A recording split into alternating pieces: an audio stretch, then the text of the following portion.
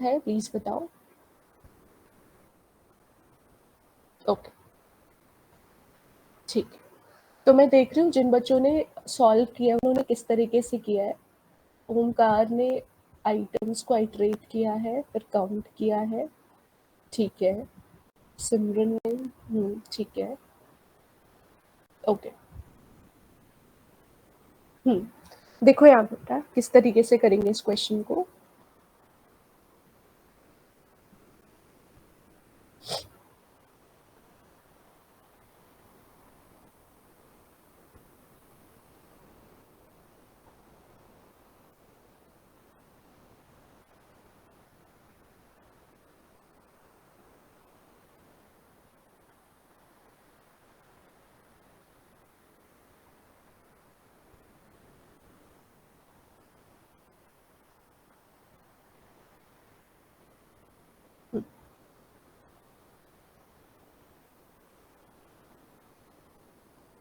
ये वाला क्वेश्चन था राइट। कंपनी एक डिक्शनरी है, उसमें EMP1 है, फिर उसमें नेम एज डेजिग्नेशन है, फिर एम्प्लॉय 2 के लिए भी नेम एज डेजिग्नेशन है और एम्प्लॉय 3 के लिए भी नेम एज डेजिग्नेशन है, ठीक है। तो बाकी एक बार हम कमेंट कर देते हैं।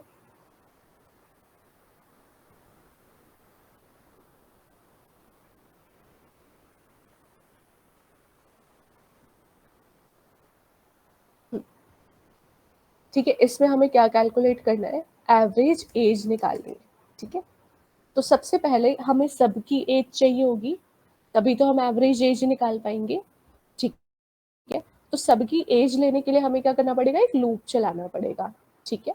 तो हम यहाँ पर लूप चलाते हैं, ठीक है। तो हम लिखेंगे यहाँ पर पहले हमें जो जो चाहिए एवरेज निकालने के लिए, एक तो हमें सम की रिक्वायरमेंट है और एक हमें लेंथ की रिक्वायरमेंट है, ठीक है। तो लेंथ, मान लो मैंने एल नाम के वेरिएबल ले लिया, लेंथ ऑफ कंपनी, सम ऐसी एवरेज निकलता है ना, सम अपॉन लेंथ, ठीक है। तो ये हमें जो जो भी हमें जरूरत थी वो हमने शुरुआत में ही ले लिया, ठीक है। अब हम लूप चलाएंगे डिक्शनरी पे, तो मैं लिखूंगी फॉर आई इन, डिक्शनरी का नाम क्या है, कंपनी, ठीक है।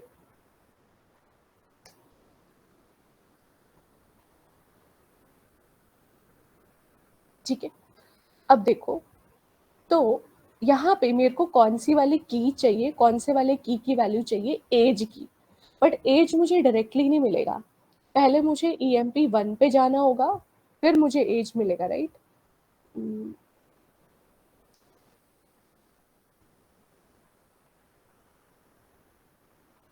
हाँ, तो मेरे को अभी पहले आप ये बताइए कि अगर मैं इस तरह से लिखूं, एक सेकेंड, अगर मैं इस तरह से लिखूं और मैं प्रिंट आई कर दूं, तो क्या प्रिंट होएगा। मैंने यहाँ पे ना फिर डॉट आइटम्स लिखा है, ना मैंने डॉट कीज लिखा है, और ना मैंने यहाँ पर डॉट वैल्यूज लिखा है। तो बाय डिफॉल्ट ये क्या लेगा अगर मैं सिर्फ इतना पोर्शन लिखूं। देखो, तो ये क्या कर रहा है, सारी की सारी जो कीज है वो लेके आ रहा है। एक मिनट मैं अपना बाकी कोड कमेंट कर देती हूँ ताकि आप सबको अच्छे से समझ में आए।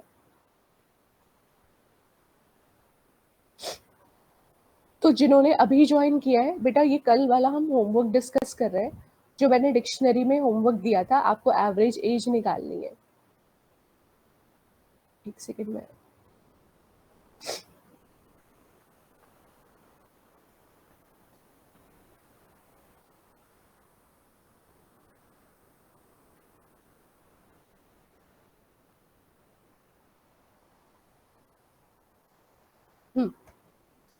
तो देखो यहाँ पे बेटा, तो जब हम इसको प्रिंट करेंगे, मैंने यहाँ पे डॉट कीज फंक्शन यूज नहीं किया, ना मैंने डॉट वैल्यूज फंक्शन यूज किया, ना मैंने यहाँ पे डॉट आइटम्स फंक्शन यूज किया, ठीक है। तो बाय डिफॉल्ट ये क्या करेगा, जब हम कुछ भी फंक्शन नहीं देते तो ये सबकी कीज रिटर्न कर देता है, ठीक है। तो जब हम यहाँ पे सीधा लूप चला रहे हैं, मैं ऐसे भी लिखूंगी तो भी सही है, या मैं डॉट कीज लिखूंगी तो भी सही है। मुझे बेसिकली एज नाम की की चाहिए, उसकी वैल्यू मेरे को रिट्रीव करनी है, ठीक है। तो मुझे सारी कीज, अगर मेरे को की पता चले तो वैल्यू कैसे रिट्रीव कर सकते हैं ये लिख के बताओ चैट पे।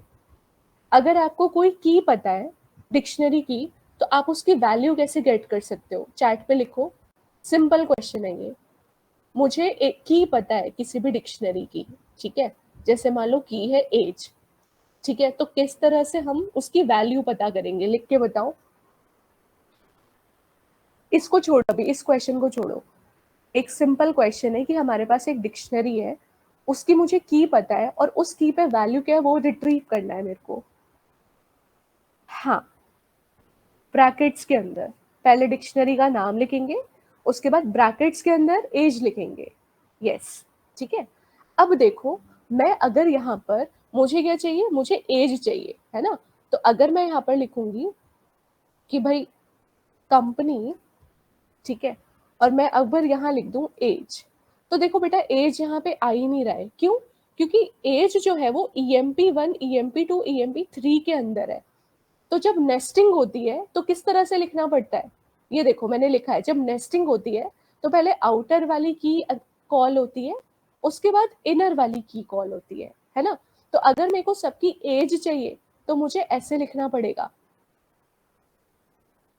अगर मुझे सबकी एज चाहिए, ये कीज मैं अभी हटा रही हूँ, ये अब लगा भी दोगे तो कोई फर्क नहीं पड़ेगा।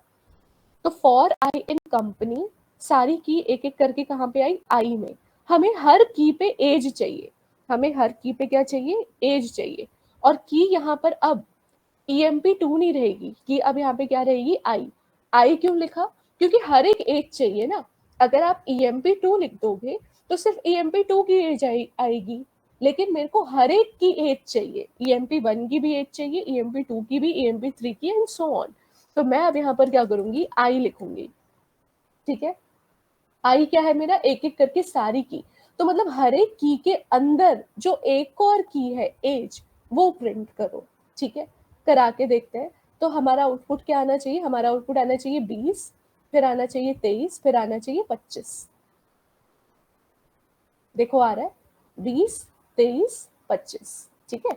अब ये एज जब आ गई हमारे पास, तो हम इजीली इसका सम निकाल सकते हैं।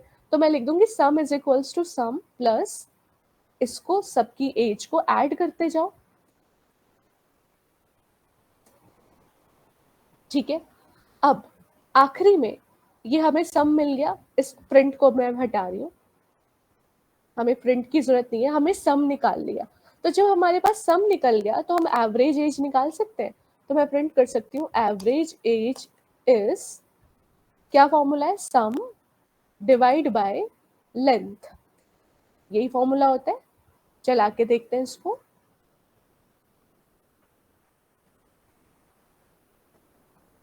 देखो आ गया। तो इसका जो एवरेज एज आ रहा है वो आ रहा है 22। समझ में आया या दोबारा से समझाऊं? प्लीज बताओ अगर नहीं समझ में आया तो। पहले हमें आउटर वाली सारी कीज गेट करनी है। आउटर वाली सारी कीज कैसे गेट करें, लूप चला के, और फिर उस हर एक की के अंदर एज को रिट्रीव करना है। तो आई में पहले क्या है, EMP1, तो इसकी एज आ जाएगी। फिर आई में क्या आएगा, EMP2, तो इसकी एज आ जाएगी। फिर आई में क्या आएगा, EMP3, तो इसकी एज आ जाएगी। इस तरह से सारी की सारी एज को हम एक एक करके जोड़ते जा रहे हैं, और उसके बाद आखिरी में हमने एवरेज का फॉर्मूला लगा दिया। फॉर्मूला क्या होता है, सम divided by total number of या लेंथ ऑफ टोटल एम्प्लॉयज। समझ में आया? समझ में आया, प्लीज बताओ। लेंथ उसने ऑटोमेटिकली ले ली नहीं बेटा, लेंथ मैंने निकाली है, ये देखो, ये लेंथ है ना, लेंथ फंक्शन होता है। तो लेंथ मैंने पहले ही कैलकुलेट करके एल नाम के वेरिएबल में डाल दिया है, और फिर मैंने यहाँ पे उस एल वेरिएबल को यूज कर लिया है। समझ में आया गामिनी? कंपनी में तो और भी कीज है। नहीं बेटा, लेंथ कितनी है, लेंथ का मतलब ये नहीं है, लेंथ इसकी 3 है। ये देखो आउटर वाली लेंथ क्या है, ये मैटर करता है। तो कंपनी की लेंथ है, ये पूरा एक माना जाएगा 1, ये माना जाएगा 2, ये माना जाएगा 3, ठीक है। अगर मैं कंपनी की लेंथ की बात कर रही हूँ तो इसकी लेंथ आएगी 1, ये पूरा, नो मैटर इसके अंदर क्या है, ये पूरा एक की वैल्यू पेयर माना जाएगा, ये पूरा दूसरा की वैल्यू पेयर माना जाएगा, और ये पूरा तीसरा की वैल्यू पेयर माना जाएगा। समझ में आया? ये इस तरह से काउंट होता है, ठीक है। और बच्चे आप सब बताओ, ये क्वेश्चन समझ में आया एवरेज एज वाला? नहीं आया तो बताओ, मैं दोबारा से समझाती हूँ। आ गया? यस और नो टाइप करो। आ गया तो ठीक है, नहीं आया तो मैं दोबारा से एक्सप्लेन करती हूँ। ओके ओके ठीक है। अब गामिनी ने पूछा है कि फ्रॉम कीज फंक्शन भी बताओ, एक बार और बता दूं? अच्छा हितेश देखो, सबसे पहले ना मैं आपको बोलूंगी कि सबकी एज निकालनी है। तो पहले अगर आपको सबकी एज मैनुअली निकालनी हुई तो आप ऐसे टाइप करोगे, है ना? आप ऐसे लिखोगे, पहले आप लिखोगे EMP1, पहले आप ऐसे लिखोगे कंपनी, जो कि डिक्शनरी का नाम है, फिर आप लिखोगे EMP1, फिर आप लिखोगे एज।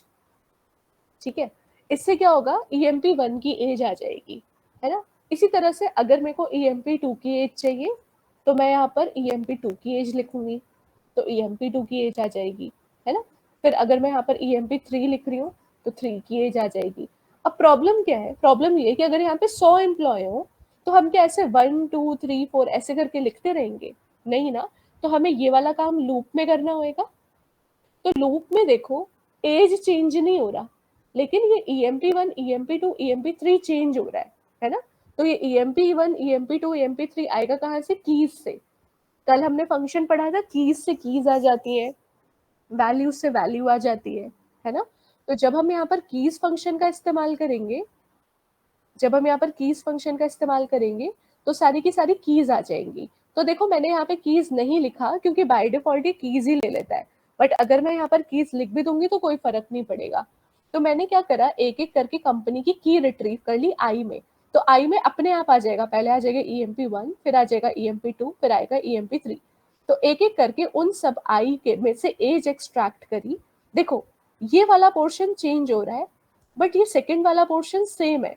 तो सेकंड वाले को मैंने सेम रखा है, बस पहले वाले को मैंने आई डाला है। आई मतलब ये बदल रहा है बार बार बार बार बार बार, लूप में चला है। क्यों? क्योंकि अगर 100 एम्प्लॉय होंगे तो इस तरह से एक एक करके तो नहीं लिखेंगे, तो उसको लूप में चलाया और सबकी एज को जोड़ लिया। जोड़ा कैसे? सिंपल, पहले सम की वैल्यू 0 है, फिर उसमें हम जोड़ते जाएंगे एक एक करके, और आखिरी में एवरेज का फॉर्मूला लगा दिया। फॉर्मूला क्या होता है? सम अपॉन लेंथ। तो सम अपॉन लेंथ मैंने ऑलरेडी कैलकुलेट कर रखी है, तो इस तरह से फॉर्मूला लगा के ये निकल गया। अब समझ में आया? अब समझ में आया? प्लीज बताओ। ओके तो जो बदल रहा है ना बार बार बार बार, EMP1 EMP2 EMP3, उसको हमने लूप में ले लिया।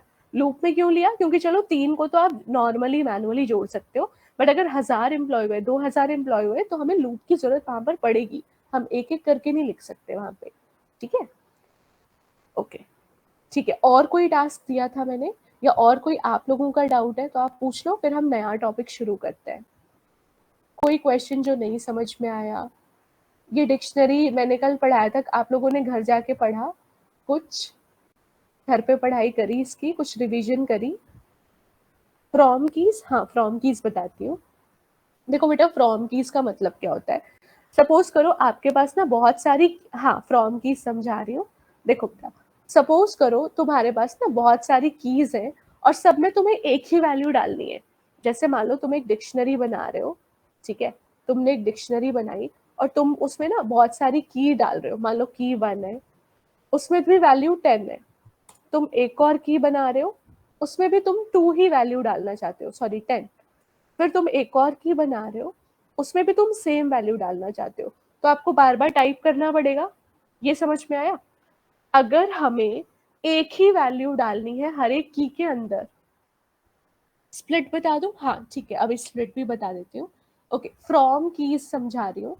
तो यहाँ पे मेरे को एक ऐसे डिक्शनरी बनानी है जिसमें हर की के अंदर सेम ही वैल्यू हो।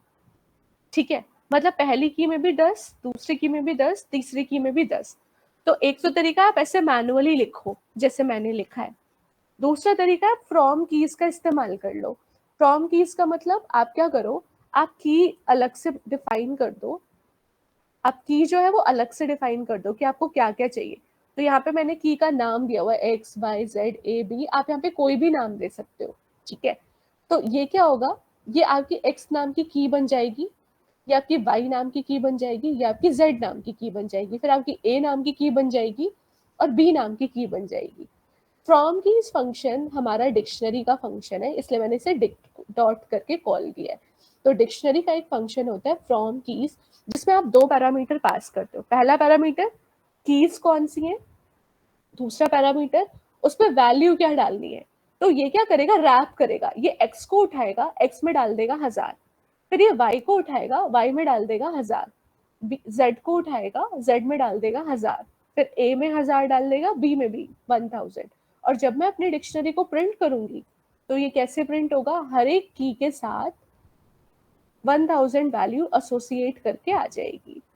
तो एक तो तरीका है कि ये सब मैं टाइप करूं मैनुअली, और जब मेरे पास ज्यादा कीज है और मुझे मैनुअली टाइप नहीं करना हर एक वैल्यू, तो मैं फ्रॉम कीज का इस्तेमाल कर सकती हूँ।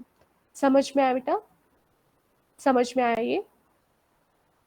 ऊपर तो 3 ही कीज है। अरे बेटा मैंने यहाँ पे, रुको, ये वाला कह रहे हो क्या, ये वाला? देखो मैं इसको चेंज कर देती हूँ, ऐसे लिख देती हूँ।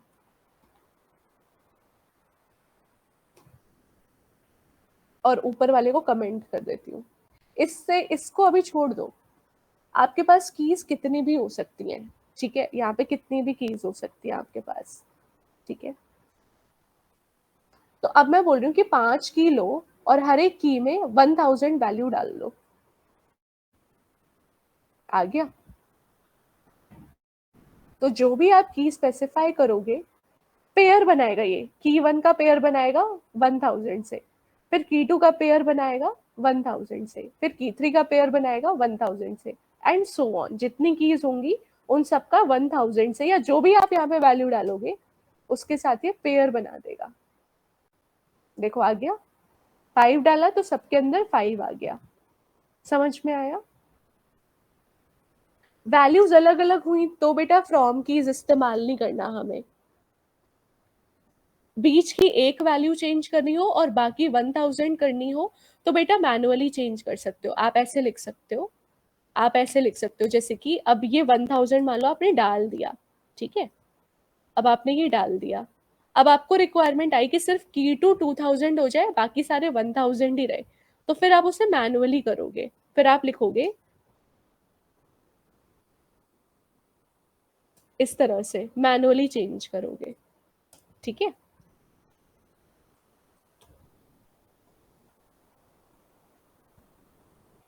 ये देखो, समझ में आया? समझ में आया? वो मैनुअली आप करोगे लास्ट में। जी अलग से एक वेरिएबल है, हाँ, ये जो फ्रॉम कीज करके मैंने बनाया ना डिक्शनरी, उसको मैंने एक नाम दे दिया जी। आप यहाँ पे कोई भी नाम दे सकते हो, ठीक है। ये तो टपल है बेटा, ये डिक्शनरी तो नहीं है, ये तो एक टपल है। डिक्शनरी जो बनेगी उसका नाम मैंने जी दे दिया, आप कोई भी नाम यहाँ पर दे सकते हो, ठीक है। समझ में आया? अगर सब में अलग अलग वैल्यू ही डालनी है तब हमें फ्रॉम कीज का इस्तेमाल नहीं करना। फ्रॉम कीज का हम तभी इस्तेमाल करते हैं जब हमें मोस्टली सेम ही वैल्यू चाहिए, ठीक है। समझ में आया?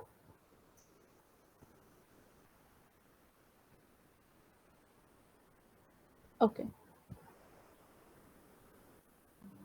ठीक है। और आपका क्या क्वेश्चन था, स्प्लिट बताना है। देखो बेटा स्प्लिट बहुत इजी है। स्प्लिट क्या होता है, अगर मैंने यहाँ पर कुछ भी, यहाँ पर स्ट्रिंग लिखी है, मैंने लिखा है हेलो वर्ल्ड, और मैं आपको बोलूँ हेलो अलग कर दो, वर्ल्ड अलग कर दो, ठीक है, या यहाँ पे मैं लिख दूँ बाय, ठीक है। तो मैं चाहती हूँ मेरे ये वर्ड स्प्लिट हो जाए। अब स्प्लिट कैसे हो, स्प्लिट के लिए ना हमें कुछ चाहिए, जैसे यहाँ पे स्पेस है, स्पेस से पता चल रहा है कि ये वर्ड यहाँ पे शुरू हो रहा है, यहाँ पे खत्म हो रहा है, यहाँ पे शुरू हो रहा है, यहाँ पे खत्म हो रहा है। तो स्प्लिट करने के लिए ना हमें कोई कैरेक्टर की जरूरत है कि आप किससे स्प्लिट करना चाहते हो। तो मैं स्पेस से अगर स्प्लिट करना चाहती हूँ तो मैं लिखूंगी s is equals to s dot split, और यहाँ पे लिख दूंगी स्पेस। अगर आप स्पेस नहीं भी लिखो तो भी बाय डिफॉल्ट, अगर आप खाली ऐसे छोड़ दो तो भी बाय डिफॉल्ट पाइथन स्पेस से स्प्लिट कर देता है, ठीक है। बट मैं यहाँ पे लिख रही हूँ, और अब अगर मैं इसको प्रिंट कराऊं तो ये हेलो अलग कर देगा, वर्ल्ड अलग कर देगा, बाय अलग कर देगा, और ये एक लिस्ट के फॉर्मेट में आपको दे देगा। देखो आ गया, ये होता है स्प्लिट, बस इतना काम है स्प्लिट का। उसी तरह से अगर मान लो यहाँ पे स्पेस नहीं हुआ, यहाँ पे कॉमा हुआ या यहाँ पे हाइफन हुआ, तो आप हाइफन की मदद से भी स्प्लिट कर सकते हो। तो आप हाइफन की मदद से भी यहाँ पे स्प्लिट कर सकते हो। ठीक है, ओके, समझ में आया? समझ में आया स्प्लिट फंक्शन दानिश?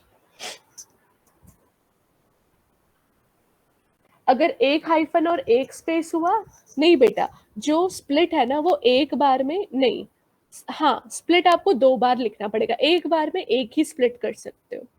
ठीक है, एक बार में एक ही स्प्लिट काम करेगा। अगर हम चाहे हाइफन से भी हो जाए और स्पेस से भी हो जाएगा तो फिर आपको 2 अलग-अलग बार करना पड़ेगा। हाँ, ओके, ठीक है।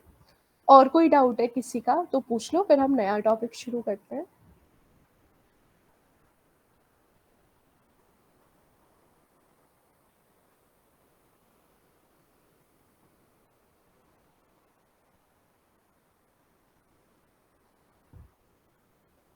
ओके, ठीक है। तो अब हम समझने जा रहे हैं फंक्शंस के बारे में। One of the most important topic, functions हर जगह यूज है। देखो अभी हमने फंक्शंस पढ़ा नहीं, बट हम बोलते हैं, हम ये सारे फंक्शंस यूज ही तो कर रहे हैं। ये फ्रॉम कीज फंक्शन ही तो है, ये हमने थोड़ी बनाया है। ये स्प्लिट फंक्शन ही है जो हमने नहीं बनाया, जो हमें बना बनाया फंक्शन मिल रहा है ना? सम हमने नहीं बनाया, बना बनाया हमें फंक्शन मिल रहा है। तो अब हम ये सीखेंगे कि हम खुद का फंक्शन कैसे बना सकते हैं। जैसे ये तो इन्होंने बनाया है पहले से, आइटम्स, कीज, है ना? तो हम खुद के भी फंक्शंस क्रिएट कर सकते हैं। बट सबसे पहले हम ये समझते हैं कि हम फंक्शन बनाए क्यों, हमें फंक्शन की जरूरत क्यों है। ठीक है, क्या जरूरत है, हम बिना फंक्शन के भी तो काम कर सकते हैं। जैसे अभी तक हमने जो कुछ भी पढ़ा, हमने कोई खुद का फंक्शन नहीं बनाया। तो जरूरत क्या है फंक्शन की, मतलब हम क्यों फंक्शन पढ़े, हम क्यों फंक्शन बनाए। तो उसका मैं आपको पहले नीड समझाती हूँ कि हम फंक्शन बना क्यों रहे हैं। ठीक है, स्ट्रिंग में सॉर्ट करना हो तो कैसे होगा? अच्छा, हाँ बेटा, स्ट्रिंग में सॉर्ट आप कैसे कर सकते हो, इसके तरीके हैं, मैं करके आपको दिखा देती हूँ।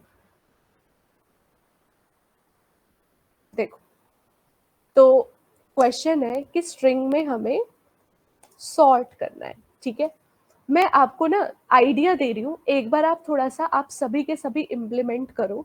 ठीक है, मैं आपको एक आइडिया देती हूँ किस तरह से हमें करना है इसको।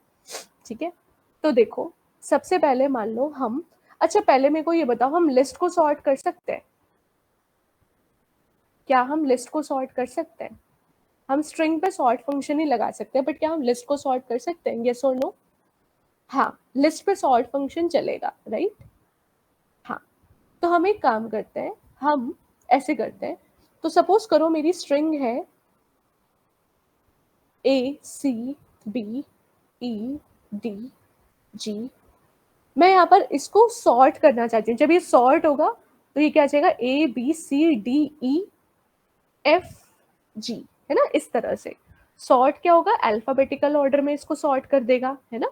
यानी आउटपुट क्या आना चाहिए, आउटपुट आना चाहिए ABCDEFG। समझ में आया क्वेश्चन क्या है? क्वेश्चन है कि हम किसी भी ऑर्डर में कोई स्ट्रिंग डाल रहे हैं, वो उसे अल्फाबेटिकल ऑर्डर में अरेंज कर दे, दिस इज कॉल्ड सॉर्टिंग। ठीक है, तो अब इसको करने का एक तरीका जो सबसे सिंपल है वो ये है कि आप पहले से ना लिस्ट में कन्वर्ट कर लो। आप इसको बोलो लिस्ट, तो जब हम ऐसे कर देंगे तो ये लिस्ट बन जाएगी। प्रिंट करके देख लेते हैं।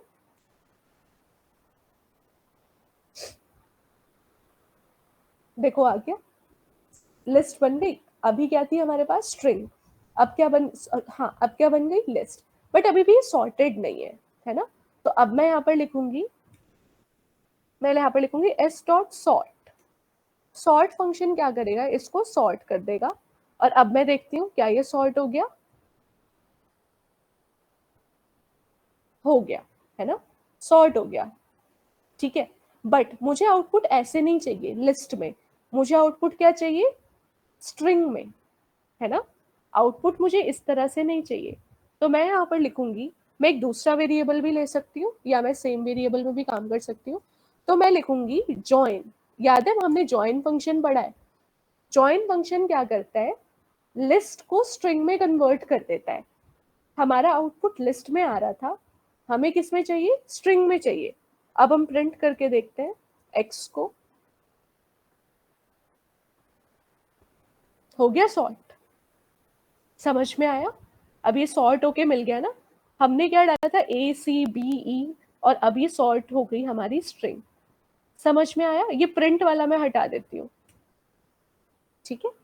तो ये हमारा एक तरीका है, आप इस तरह से कर सकते हो, ठीक है। समझ में आया? ये एम्प्टी डॉट जॉइन का मतलब क्या है कि जब आप लिस्ट को स्ट्रिंग में कन्वर्ट कर रहे हो तो आपको कोई बीच में स्पेशल कैरेक्टर नहीं चाहिए। जैसे अगर मान लो मैंने यहाँ पे स्पेस डाल दिया तो फिर सबके बीच में ये स्पेस दे देगा ऐसे, ठीक है। बट मुझे तो ये स्पेस चाहिए ही नहीं, तो मैं यहाँ पर क्या करूंगी, मैं यहाँ पर एम्प्टी स्ट्रिंग से ज्वाइन कर दूंगी। ज्वाइन क्या करता है, लिस्ट को स्ट्रिंग बना देता है। समझ में आया ये? पहले लिस्ट में क्यों कन्वर्ट किया, क्योंकि बेटा स्ट्रिंग में डायरेक्टली सॉर्ट फंक्शन नहीं है, इस वजह से सॉर्ट फंक्शन जो है वो स्ट्रिंग का फंक्शन नहीं है। अगर स्ट्रिंग का फंक्शन होता तो हम सीधा ही उसको सॉर्ट कर लेते। आया समझ में? हाँ, ठीक है। और कोई क्वेश्चन है तो पूछ लो।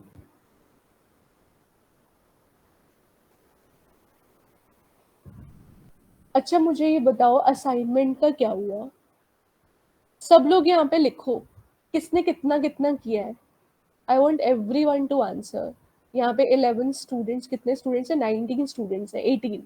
प्लीज मुझे सब लोग चैट पे फटाफट लिख के बताओ क्या स्टेटस है असाइनमेंट का, कितना हुआ है। 4 असाइनमेंट्स थे, 4 में से कितने किए हैं, लिखो सब जल्दी से।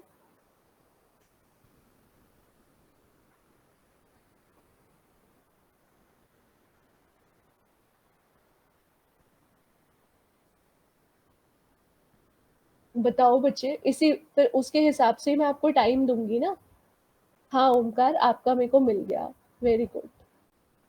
चारों बट डाउट्स है मोस्टली लिस्ट एंड स्ट्रिंग में, ठीक है ओके। 7-8 क्वेश्चन हुए हैं, बाकी डाउट है स्ट्रिंग वाले में।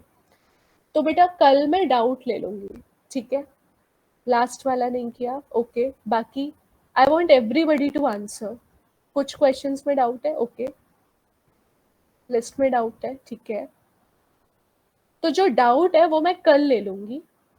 हाँ कोई बात नहीं बेटा, डाउट का कोई दिक्कत नहीं है, बट एटलीस्ट आप लोगों ने अटेम्प्ट करा होना चाहिए, ठीक है ओके। 6-7 क्वेश्चन में डाउट है, ओके। स्ट्रिंग में डाउट है, ओके। बाकी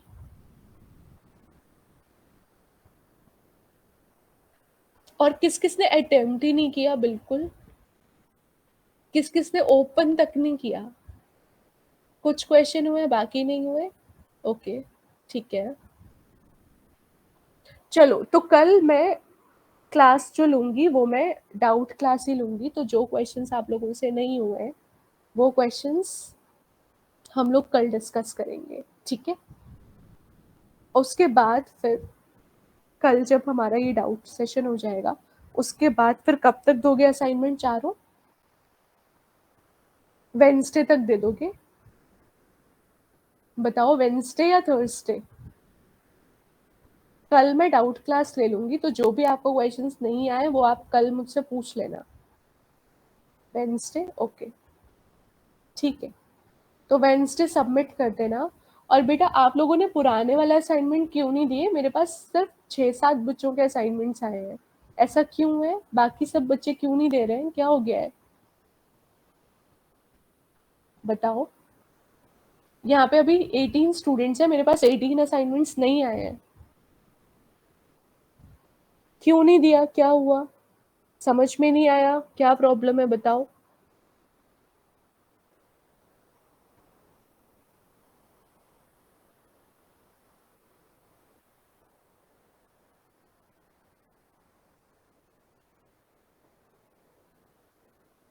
मेरे पास सिर्फ 10 स्टूडेंट्स के असाइनमेंट आए हैं अब तक, बाकी बच्चे पुराने वाले की बात कर रही हूँ मैं, जिसको काफी टाइम हो गया है। क्यों नहीं किया आप सबने? काव्या, आपने दे दिया? बाकी आदित्य, ये कल किसने भेजा है? ये एडी नाम से किसका है? एडी नाम से किसने भेजा है कल? मैंने। अच्छा, आदित्य आपका है ये। और बाकी अभय, शिवम, बेटा आप सब कब भेजोगे? अच्छा, एक आ गया है मेरे पास, प्लीज बताओ।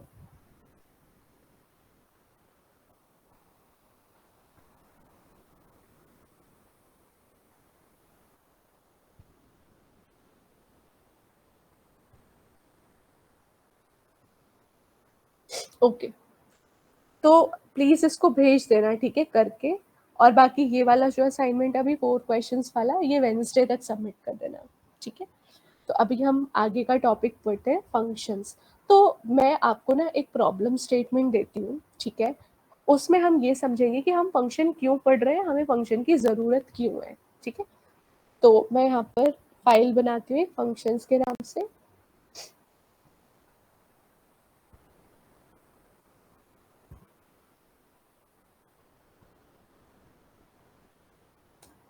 ठीक है, सबसे पहले हम ये समझ रहे हैं कि हमें फंक्शन की जरूरत क्यों है। मान लो आपको ना एक सिंपल सा प्रोग्राम बनाना है दो नंबर को जोड़ने का, ठीक है। तो आपने लिखा प्रिंट एंटर फर्स्ट नंबर,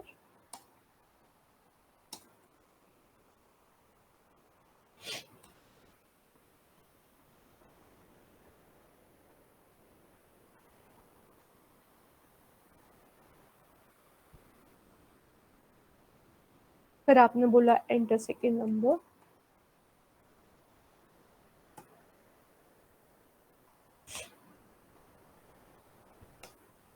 ठीक है, सिंपल सा एक प्रोग्राम है जिसमें हम दो नंबर्स को जोड़ रहे हैं, ठीक है। फिर आपने क्या करा, आपने यहाँ पे ना कुछ प्रिंट स्टेटमेंट्स डाल दी।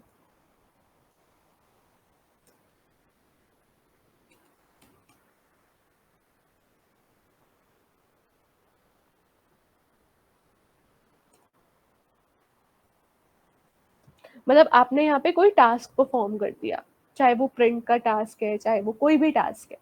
पहले आपने क्या करा, आपने दो नंबर जोड़े, फिर आपने कुछ यहाँ पे प्रिंट स्टेटमेंट्स डाल दी, मतलब आपने फिर यहाँ पे कोई और टास्क परफॉर्म किया। अब आपको अगर जरूरत है, अब मुझे ना जरूरत है, मुझे दोबारा दो नंबर्स ऐड करने हैं, तो मैं क्या करूंगी। मान लो आपको फंक्शन नहीं पता, फंक्शन नाम का आपको कोई चीज नहीं पता।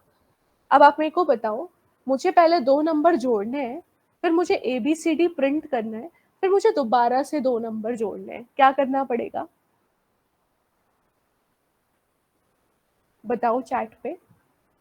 रिक्वायरमेंट है, पहले मेरे को दो नंबर्स को यूजर से इनपुट लेके प्लस करना है, फिर मुझे प्रिंट करने हैं कुछ स्टेटमेंट्स, फिर मेरी रिक्वायरमेंट है कि अब मुझे दोबारा से दो नंबर्स को जोड़ना है।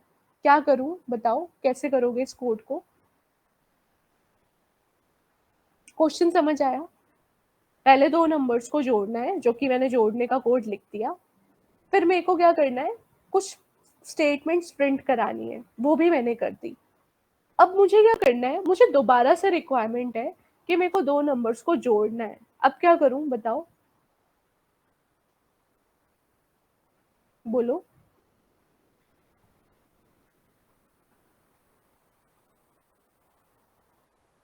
पहले हमने दो नंबर्स जोड़े, फिर हमने कुछ प्रिंट किया, अब मेरे को दोबारा दो नंबर्स जोड़ने हैं, क्या होगा, कैसे करेंगे? आपको ये टास्क मिलेगा, आप क्या करोगे बताओ। और आप फंक्शन मान लो आपको नहीं पता, फंक्शन फंक्शन का कोई कॉन्सेप्ट नहीं पता, अभी तक जो पढ़ा है उसके बेसिस पे बताओ क्या करोगे।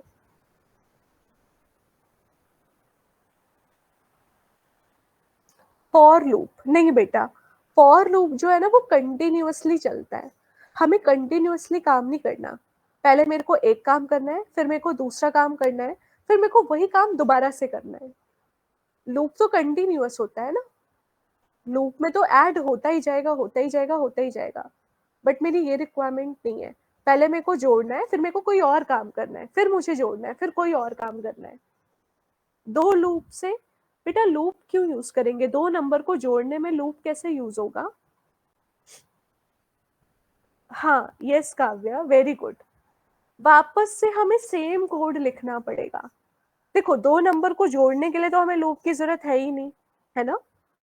लूप का हम यूज करेंगे नहीं यहाँ पे, क्यों? क्योंकि लूप क्या होता है, कंटिन्यूअसली काम करता है। मतलब अगर मैं लूप में बोल रही हूँ 5 बार लूप चले तो वो 5 बार जोड़ देगा, है ना। बट मेरी रिक्वायरमेंट ये है ही नहीं। मैं चाहती हूँ पहले जुड़े, फिर कोई और काम हो, फिर जुड़े, फिर कोई और काम हो। तो यहाँ पे लूप का कॉन्सेप्ट आएगा ही नहीं। तो जो काव्या ने लिखा है बिल्कुल सही है कि मेरे पास कोई ऑप्शन ही नहीं है, मुझे इसको दोबारा करना पड़ेगा, मुझे इसको दोबारा से लिखना पड़ेगा ऐसे। ठीक है, फिर मान लो मैंने दोबारा से कुछ काम, मैंने फिर दोबारा से कुछ प्रिंट कर दिया। ठीक है,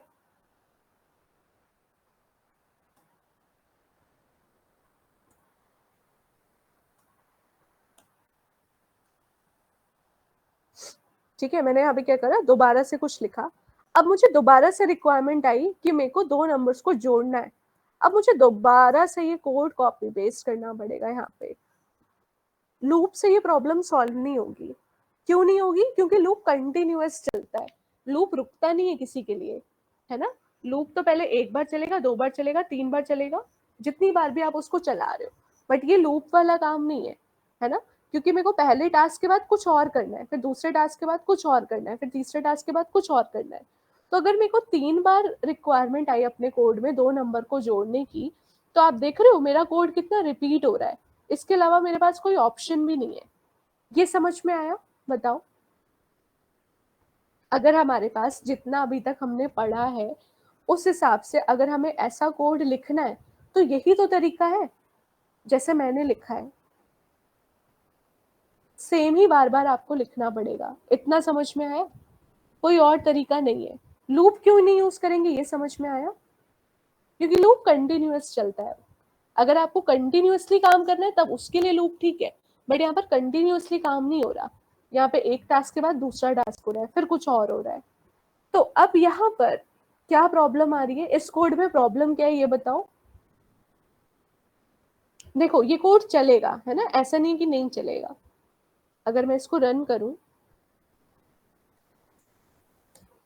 ठीक है,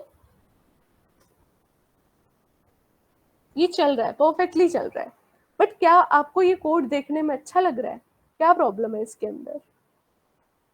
बताओ, लिख के बताओ, प्रॉब्लम क्या है इस कोड के अंदर? ये तो अच्छा खासा चल रहा है। बार बार मैनुअली कोड लिखना पड़ेगा, रिपीटिशन। हाँ, यस, कोड रेप्लिकेशन बोलते हैं इसको। ये जो प्रॉब्लम है ना, इसको बोलते हैं कोड रेप्लिकेशन। ये प्रॉब्लम आ रही है यहाँ पे। रेप्लिकेट कर रहे हैं हम कोड को बार बार, which is not a good practice in programming. अगर आप एक ही चीज बार बार लिख रहे हो तो वो बहुत बेकार प्रोग्राम है। ये देखो, आपको देखते ही बेकार लग रहा होगा कि ये क्या है, बार बार यही चीज रिपीट हो रही है, यहाँ भी, यहाँ भी, यहाँ भी, है ना। तो कुछ ऐसा होना चाहिए जिससे ये रिपीटिशन अवॉइड हो। कुछ ऐसा हम लिखें, कुछ ऐसा होना चाहिए ना प्रोग्रामिंग के अंदर कि अगर हमें एक ही कोड बार बार यूज करना है तो हम मैनुअली वो कोड बार बार लिखने के बजाय हम उस कोड को रीयूज कर पाए। ऐसा होना चाहिए कुछ।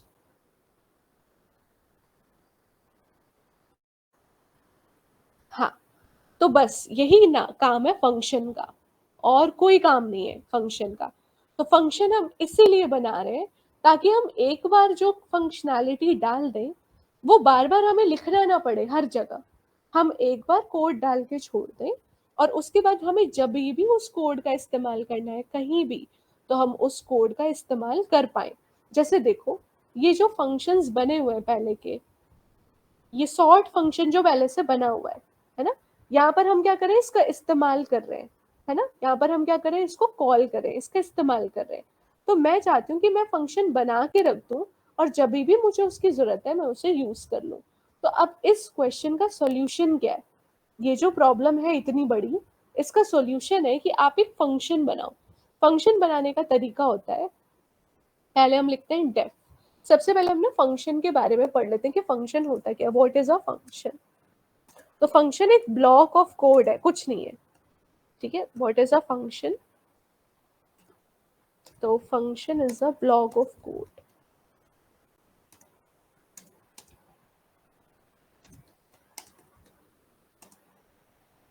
that is used to perform a specific task. एक स्पेसिफिक काम करने के लिए हम लोग फंक्शंस को बनाते हैं, ठीक है, जैसे ऐड करना हो गया, गेट करना हो गया, ठीक है, डेटा रिट्रीव करना हो गया, डेटा इंसर्ट करना हो गया। तो कोई भी चीज फंक्शन जो है वो एक पर्टिकुलर काम के लिए बनाया जाता है। तो फंक्शन एक ब्लॉक ऑफ कोड है जिससे हम कोई भी एक स्पेसिफिक टास्क को परफॉर्म कर सकते हैं। और हम फंक्शन बनाते क्यों हैं? वाई टू यूज फंक्शन या वाई टू क्रिएट फंक्शन? इसका सिंपल सा जवाब है फॉर कोड रीयूजेबिलिटी। सिंपल। क्यों फंक्शन बना रहे हैं? ताकि हम कोड को बार बार यूज कर पाए। इतना समझ में आया? पहले ये बताओ, फिर हम देखेंगे बनाते कैसे। ये समझ में आया? प्रॉब्लम स्टेटमेंट समझ में आई? ठीक। अब देखो फंक्शन बनाना बहुत आसान है। यहाँ पर मैं इसका सिंटेक्स लिख देती हूँ। Syntax of function. पहले हम लिखते हैं डेफ। डेफ हमारा एक कीवर्ड है पाइथन में, ठीक है। डेफ मतलब वी आर डिफाइनिंग। फिर हम लिखते हैं फंक्शन का नाम। फंक्शन का नाम ऐसा होना चाहिए जो देख के समझ में आए। जैसे ऐड तो देख के समझ में आए कि ऐड कर रहा होगा। सब्ट्रैक्ट तो देख के समझ में आए कि सब्ट्रैक्ट कर रहा होगा। तो फंक्शन का नाम जो है वो ऐसा हमें देना है जिससे उसके फीचर हमें समझ में आ जाए कि वो फंक्शन कर क्या रहा है, ठीक है। उसके बाद यहाँ पर हम डालते हैं पैरामीटर्स। ये अभी मैं बताऊंगी पैरामीटर्स होता क्या है। फिर यहाँ पे हम बॉडी ऑफ फंक्शन लिखते हैं। दैट्स इट, बस इतना ही होता है, ठीक है। तो इस तरह से हम यहाँ पर फंक्शन डिफाइन करते हैं।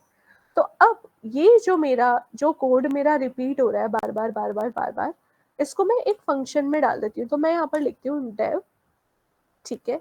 और अब मैं यहाँ पे फंक्शन का नाम डाल देती हूँ ऐड, ठीक है। और ऐसे ब्रैकेट लगाए। अभी मैं यहाँ पे पैरामीटर इसको अभी इग्नोर कर दो, ठीक है। ये हमारा ऑप्शनल होता है, डिपेंड करता है रिक्वायरमेंट क्या है।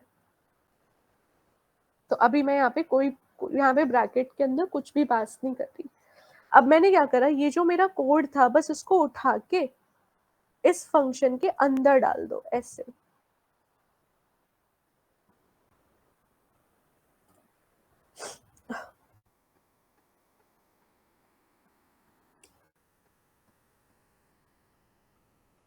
कमेंट कहाँ चला गया? ठीक है। तो हमने क्या करा, जो कोड हमारा रिपीट हो रहा था उसको हमने एक फंक्शन हमने बनाया डेव। उसके बाद हमने फंक्शन का एक नाम दिया और उसके अंदर उस ब्लॉक के अंदर, जैसे इफ का ब्लॉक होता है, फॉर का ब्लॉक होता है, एल्स का ब्लॉक होता है, ऐसे फंक्शन का भी एक ब्लॉक होता है। तो हमने इंडेंट यानी इस ब्लॉक के अंदर अपना कोड डाल दिया, ठीक है। अब देखो ये चीजें कितनी आसान हो जाएंगी। अब मैं इसको भी हटा रही हूँ और मैं इसको भी हटा रही हूँ, ठीक है। अब देखो अगर मैं इस कोड को रन करूं, है ना, अगर मैं इस कोड को रन करूं तो देखना क्या होगा। तो ये देखो जो प्रिंट स्टेटमेंट्स थे मेरे वो चल गए सारे के सारे। ABCD प्रिंट हो गया, XYZ प्रिंट हो गया। तो आप बोलोगे मैम ये 2 नंबर क्यों नहीं जुड़े, ये हमसे इसने पूछा क्यों नहीं, हमने तो कोड डाला हुआ है। तो बेटा इसका आंसर है कि जब भी हम फंक्शन को डिफाइन करते हैं तो वो नहीं चलता। ये हमने एक ब्लॉक बना लिया बट मैंने कंपाइलर को ये नहीं बताया कि अब इस कोड को रन करो। देखो दो चीजें होती हैं, एक मैं ये बताऊंगी कि मेरा फंक्शन क्या काम करेगा, और दूसरा जब मुझे उस फंक्शन की जरूरत है तब मुझे उसे बुलाना पड़ेगा, जिसको हम बोलते हैं फंक्शन कॉलिंग। तो यहाँ पे मैंने फंक्शन को बनाया तो, पर मैंने फंक्शन को कॉल नहीं किया, इसलिए जो मेरा ऐड है वो हुआ ही नहीं। तो अब मुझे जहां भी जरूरत है इसकी, तो अब मुझे जहां भी जरूरत है इसकी, जहां जहां मुझे इस कोड की नीड है वहां वहां मैं इसको कॉल कर लूंगी। तो फंक्शन कॉल कैसे होता है? फंक्शन कॉल बस ऐसे होता है, हम फंक्शन का नाम लिख देते हैं, ठीक है, और ब्रैकेट्स लगा देते हैं, बस इस तरीके से फंक्शन कॉल हो जाता है। तो मैंने पहले लिखा ऐड, तो जब मैं ऐड लिखूंगी तो वो कंपाइलर जो है वो इसके डेफिनेशन पे जाएगा, जो इसका इंटरप्रेटर होता है पाइथन का, वो देखेगा ये ऐड है कहाँ। तो मैंने ऐड ऑलरेडी बनाया हुआ है, फिर इस ऐड के अंदर का जो भी कोड है ना वो एग्जीक्यूट हो जाएगा। यानी ये अब मुझसे पूछेगा पहला नंबर डालो, दूसरा नंबर डालो, ठीक है, और उसके बाद जोड़ देगा। उसके बाद मेरे ये वाले स्टेटमेंट्स प्रिंट हो जाएंगे। जब मेरे को दोबारा ऐड की जरूरत है तो मैं दोबारा कॉल कर दूंगी, जब मेरे को एक और बार जरूरत है तो मैं एक और बार इसे कॉल कर दूंगी। तो बताओ ये वाला कोड ज्यादा क्लीन है या जो इससे पहले बनाया था वो क्लीन है? हमने एक बार ऐड फंक्शन बना के छोड़ दिया, हमें जो भी काम बार बार करना है उसको हमने एक फंक्शन में डाल दिया, बाद में हमें जब भी जिस भी पॉइंट पे रिक्वायरमेंट है हमने उसको इस तरह से कॉल कर लिया। कॉल कैसे करते हैं? फंक्शन का नाम और ब्रैकेट, फंक्शन का नाम ब्रैकेट, जहां जहां जितनी जितनी बार आपको जरूरत है उतनी उतनी बार आप यहाँ पर इसको कॉल कर सकते हो। बताओ समझ में आया इतना? फिर मैं अभी इसको रन करके दिखाती हूँ। समझ में आया ये?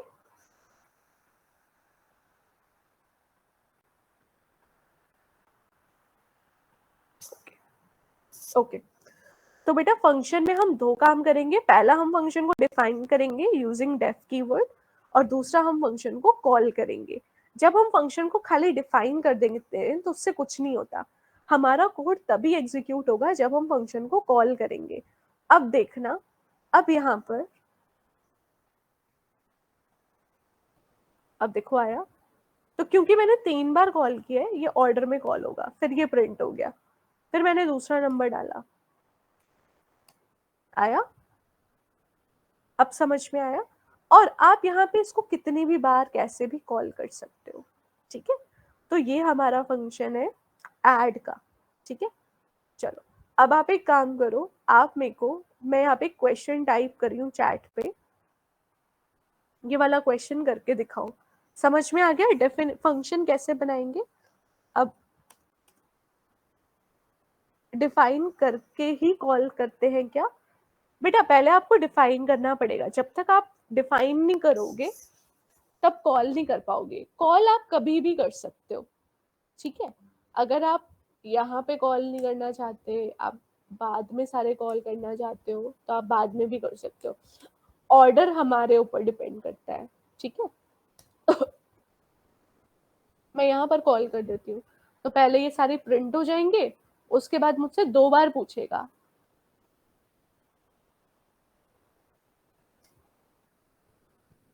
आया समझ में? तो कॉल कहाँ करना है वो हमारे ऊपर है, बस डिफाइन हमें ऊपर करना पड़ेगा। पहले डिफाइन करोगे उसके बाद ही कॉल कर पाओगे। समझ में आया आदर्श? ऑर्डर कोई मैटर नहीं करता, आप किसी भी सीक्वेंस में कॉल कर सकते हो, बट कॉल करने से पहले डिफाइन करना कंपलसरी है, ठीक है? अब देखो जैसे मान लो आप ऐसे लिख दो, ये जो डिफाइन है ना, मान लो ये आप बाद में लिखो, ये कोड मैं अगर यहाँ पे हटा दूं, है ना, ये कोड जो है वो मैं यहाँ से हटा के, या ऐसे करती हूँ मैं ना कॉल ऐड को पहले कर देती हूँ। मान लो मैंने ऐड पहले ही कॉल कर दिया डिफाइन करने के पहले, तो देखो ये एरर आ गया, और ये एरर क्या है कि ऐड इज नॉट डिफाइंड। क्यों? क्योंकि आप डिफाइन बाद में कर रहे हो, ठीक है? तो इसलिए डिफाइन हमेशा पहले करना होगा और कॉल हमेशा बाद में करना होगा, क्योंकि लाइन बाय लाइन चेक करता है ना। तो जब आप पहले ही कॉल कर दोगे तो उसे मिलेगा ही नहीं कि ऐड फंक्शन है कहाँ पे, तो इसलिए वो एरर है, ठीक है? ओके। तो अब मैं आपको एक क्वेश्चन दे रही हूँ, इसको मेरे को करके दिखाओ। मैं चैट पे टाइप कर रही हूँ।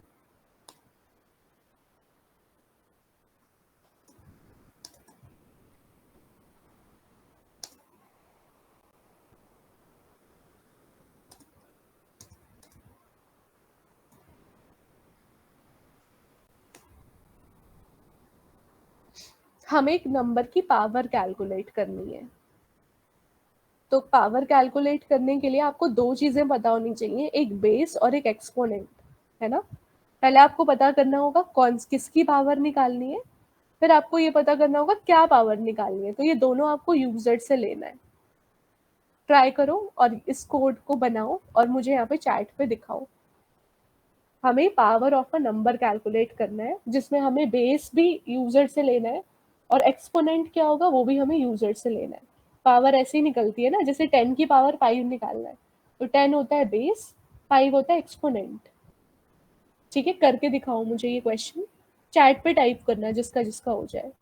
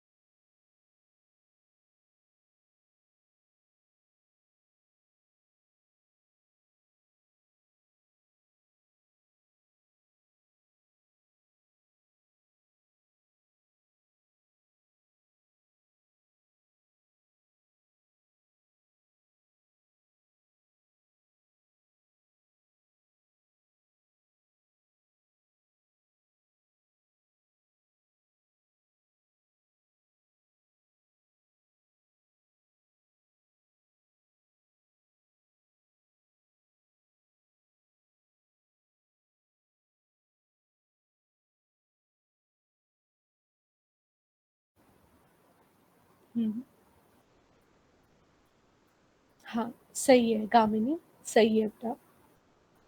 बट बेटा आप क्या करना, आपने ना फंक्शन का नाम भी पावर लिखा है, वेरिएबल का नाम भी पावर लिखा है, तो उसको ना ठीक कर लेना, मतलब नेम कॉन्फ्लिक्ट नहीं होना चाहिए। ठीक है। हम्म। हितेश, बेटा आपने फंक्शन का इस्तेमाल ही नहीं किया, इसको हमें फंक्शन की मदद से करना था। इसको फंक्शन की मदद से करो हितेश, ऐसे नहीं करना इसको। हम्म।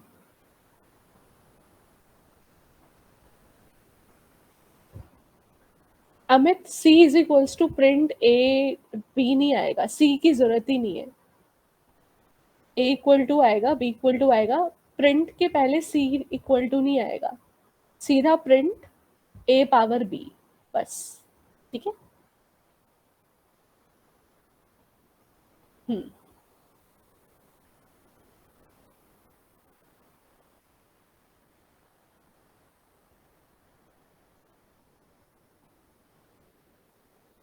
बाकी फटाफट मेरे को करके दिखाओ बेटा, ज्यादा मुश्किल नहीं है, बहुत इजी है।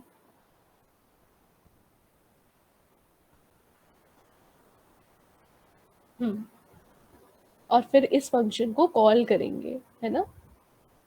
ये आपने फंक्शन डिफाइन कर दिया काव्या, और आखिरी में हम क्या करेंगे, इस फंक्शन की कॉलिंग भी करेंगे ना।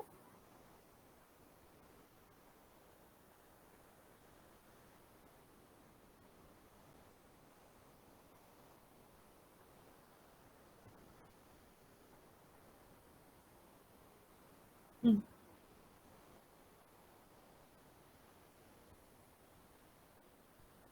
ओके। अब बेटा मैं आपको ना एक होमवर्क दे रही हूँ, ट्रिक है ये। आपको ना पावर निकालनी है, ठीक है, विदाउट यूजिंग, ठीक है, without using operator, without using exponential operator. ठीक है, ये आपका होमवर्क है। अभी के लिए सब कुछ सही है ना। बट मैं आपको बोल रही हूँ कि आपको पावर निकालनी है, ठीक है, बिना एक्सपोनेंशियल ऑपरेटर का इस्तेमाल किए। ठीक है, तो कोई मुझे बता सकता है, मुझे अभी कोड नहीं जानना, कोई मुझे आइडिया बता सकता है कि किस तरह से होगा, कौन सा कॉन्सेप्ट अप्लाई होगा?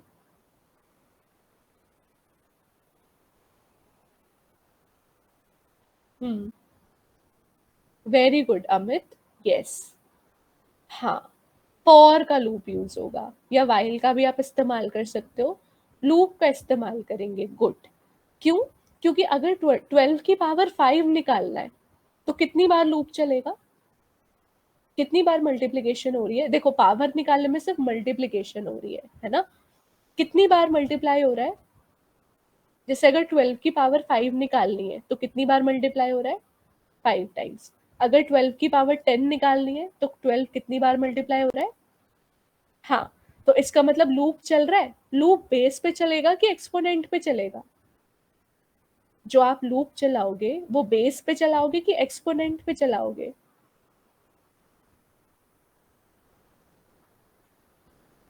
क्यों बेटा? एक्सपोनेंट पे चलेगा ना लूप। अगर पावर 10 है तो 10 टाइम्स मल्टीप्लाई होगा ना, पावर पे तो लूप चलेगा ना। अगर 2 की पावर 15 है तो 2 को 15 टाइम्स मल्टीप्लाई करोगे ना, कि नहीं? एक्सपोनेंट, यस, एक्सपोनेंट तक लूप चलेगा ना। समझ में आया? जैसे 2 की पावर 15 है तो बेस है 2, एक्सपोनेंट है 15, तो 15 टाइम्स लूप चलेगा ना, कि 2 टाइम्स लूप चलेगा? समझ में आया? हाँ, ठीक है। तो ये क्वेश्चन आपको करके लाना है। ये जो मैंने अभी क्वेश्चन दिया है, कैलकुलेट पावर, ये आपका होमवर्क है। आपको पावर कैलकुलेट करनी है एक नंबर की विदाउट यूजिंग एक्सपोनेंशियल ऑपरेटर। समझ में आया? ट्राई करोगे? ये आपका टास्क है आज का। करोगे इसको ट्राई? बोलो। ओके, ठीक है। तो अब हम आगे देखते हैं। अब मान लो ये जो है, अब हम इस फंक्शन में थोड़ा और समझते हैं। देखो, फंक्शन बस इतना ही है, ज्यादा कुछ है ही नहीं। बस अब हम इसमें थोड़े वेरिएशंस देखेंगे कि हम इसमें और क्या क्या काम कर सकते हैं। ठीक है, अब हम देखते हैं फंक्शन विद पैरामीटर। ठीक है, जैसे मान लो मुझे अब यहाँ पे ये ऐड वैड हमने कर दिया सब, ठीक है, इससे अभी हम कमेंट करते हैं। मान लो मैं यहाँ पे एक फंक्शन बनाना चाहती हूँ, ग्रीट। ठीक है, तो यहाँ पे मैं 3 पैरामीटर, अभी पैरामीटर का मतलब मैं समझाती हूँ। बेसिकली मैं ये चाह रही हूँ कि जब मैं यहाँ पे ग्रीट करूँ, इसे अभी हटाते हैं। मैं चाहती हूँ मेरा एक फंक्शन है ग्रीट, मैं चाहती हूँ मैं यहाँ पर ऐसे प्रोवाइड करूँ। जैसे मान लो मैंने यहाँ पर लिखा आदित्य, फिर मैंने यहाँ पर लिखा कुमार, और फिर मैंने यहाँ पे इसका जेंडर स्पेसिफाई कर दिया। मान लो मैंने डाल दिया मेल। तो मैं ये चाह रही हूँ कि अगर मेल है, ठीक है, तो ऐसे प्रिंट हो, हेलो मिस्टर आदित्य कुमार। ठीक है, बट अगर मैं यहाँ पर जेंडर जो है वो फीमेल डालना चाहती हूँ, देखो यहाँ पे फंक्शन में ना मैं कुछ इंफॉर्मेशन पास करना चाहती हूँ। अभी देखो, अभी जो हमने फंक्शन बनाया उसमें हमने कोई इंफॉर्मेशन ही पास नहीं करी, हमने बस एक फंक्शन बनाया और हमने जो काम करना था वो कर दिया। अब मैं एक फंक्शन में ना कुछ इन्फॉर्मेशन भी पास करना चाहती हूँ। मैं चाहती हूँ कि मेरा जो फंक्शन है वो कुछ इस तरह से काम करे कि मैं उसमें 3 चीजें दूं, फर्स्ट नेम दूं, लास्ट नेम दूं और जेंडर दूं। मतलब ये 3 इन्फॉर्मेशन मैं देना चाहती हूँ मेरे फंक्शन को।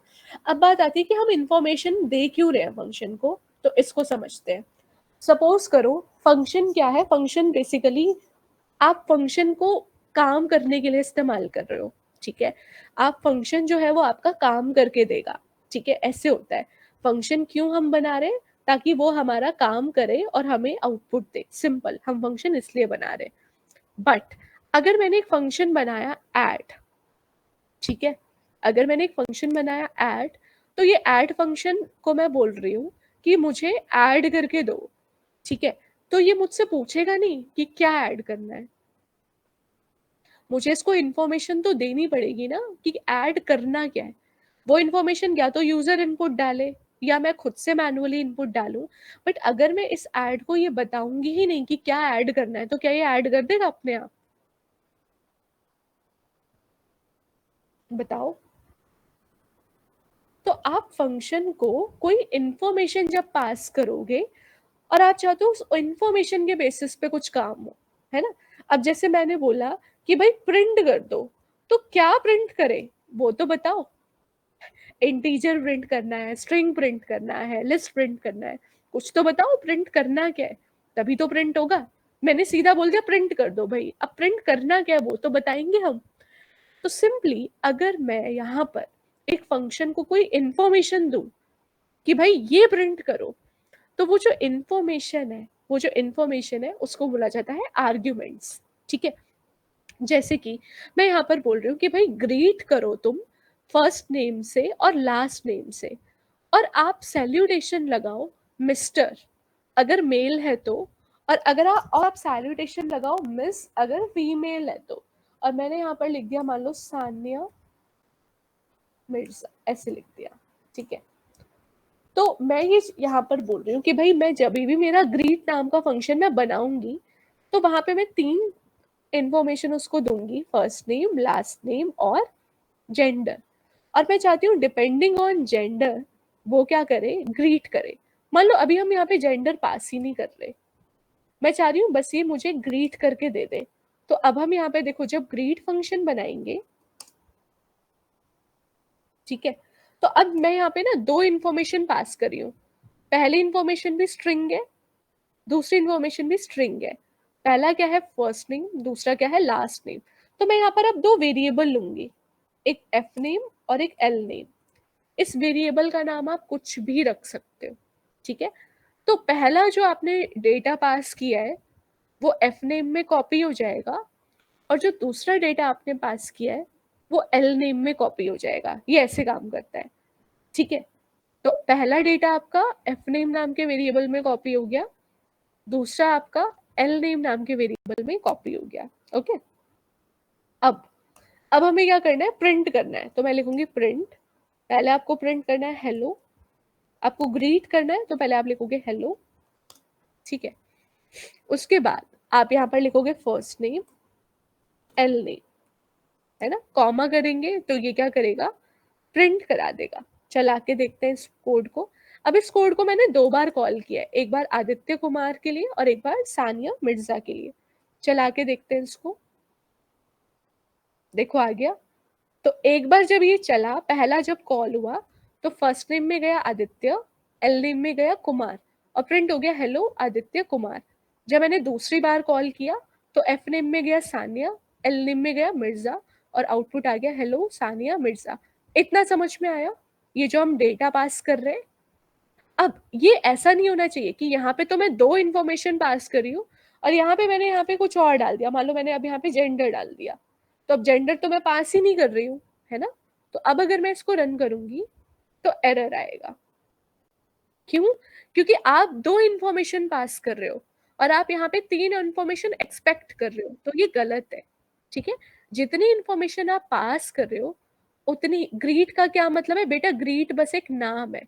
जैसे हम ग्रीट करते हैं लोगों को, हेलो हाय गुड मॉर्निंग, वैसा ग्रीट मैंने एक फंक्शन बनाया और मैंने फंक्शन का नाम ग्रीट रखा है। आप यहाँ पे कोई भी नाम रख सकते हो, greet is nothing but a name, just a name. समझ में आया? मैं इस फंक्शन का नाम हेलो भी रख सकती हूँ, हाई भी रख सकती हूँ, वेलकम भी रख सकती हूँ। फंक्शन का नाम आप अपनी मर्जी से कुछ भी डाल सकते हो। ठीक है दानिश?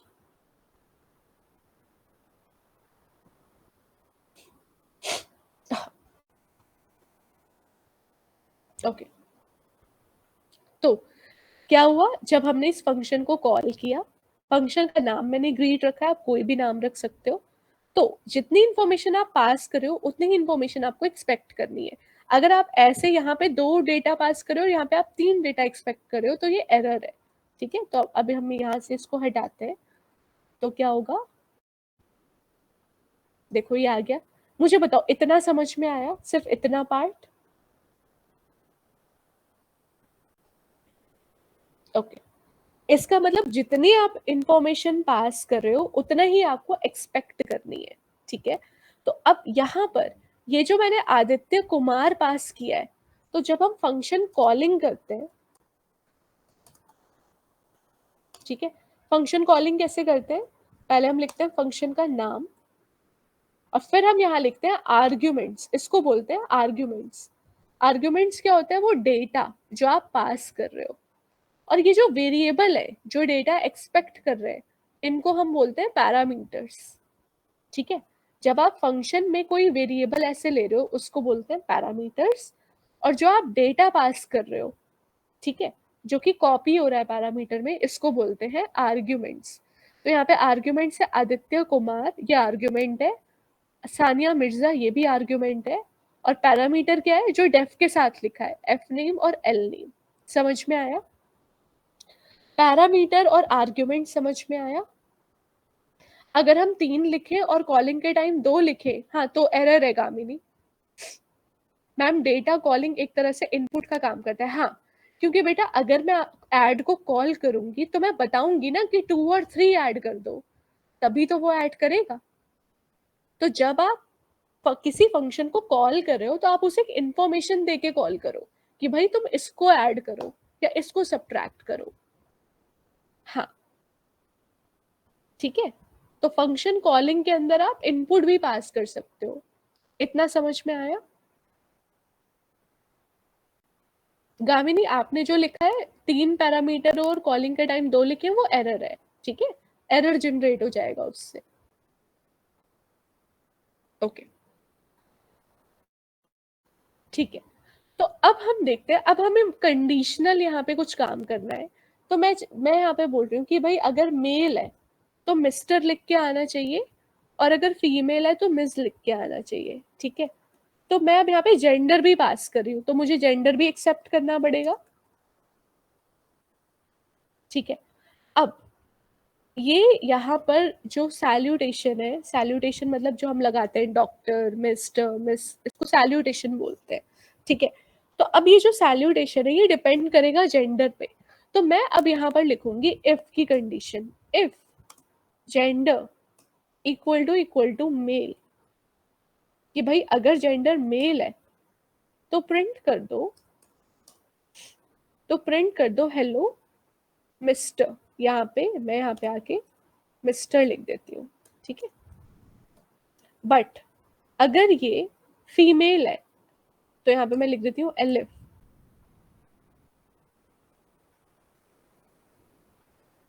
या आप सीधा एल्स भी लिख सकते हो। तो मैंने बोला अगर जेंडर फीमेल है तो आपको यहाँ पे क्या लिखना पड़ेगा, मिस, ठीक है। तो इस तरह से डिपेंडिंग ऑन अ कंडीशन आप यहाँ पे काम कर सकते हो। तो पहले जेंडर चेक कर लो, अगर मेल है तो उसको मिस्टर के साथ ग्रीट करो, और अगर जेंडर फीमेल है तो उसे मिस के साथ ग्रीट करो, ठीक है। तो चला के देखते हैं, देखो आया, तो जहां जेंडर मेल है वहां मिस्टर आया, जहां जेंडर फीमेल है वहां पे मिस आ गया, ठीक है। समझ में आया ये। तो आप इफ एल्स फॉर लूप ये सब कुछ भी आप एक फंक्शन के अंदर इस्तेमाल कर सकते हो। ये वाला प्रोग्राम समझ में आया, प्लीज बताओ। स्क्रीन शो नहीं हो रही, स्क्रीन शो नहीं हो रही क्या, हो रही है। सोफिया आपका बेटा इंटरनेट का इशू होगा, एक बार दोबारा से कनेक्ट कर लो। गामिनी पूछ रही है अगर जेंडर फीमेल है बट मैरिड है, तो गामिनी जो मिस है ना बेटा, ये सबके लिए यूज होता है, चाहे ये हर फीमेल के लिए यूज होता है, चाहे वो मैरिड है चाहे वो अनमैरिड है, ठीक है। जो मिस है वो सबके लिए यूज होता है, ठीक है गामिनी, ठीक है। वो जो मिस है, मिसेस है वो अलग है, बट ये अलग है, ये अगर अलग से हो देन, अलग से हो तो बेटा फिर यहाँ पे एक मैरिटल स्टेटस भी ले लेना, है ना। अगर अलग से आपको मिसेस शो करना है तो फिर आप यहाँ पे मैरिटल स्टेटस भी ले सकते हो, ठीक है।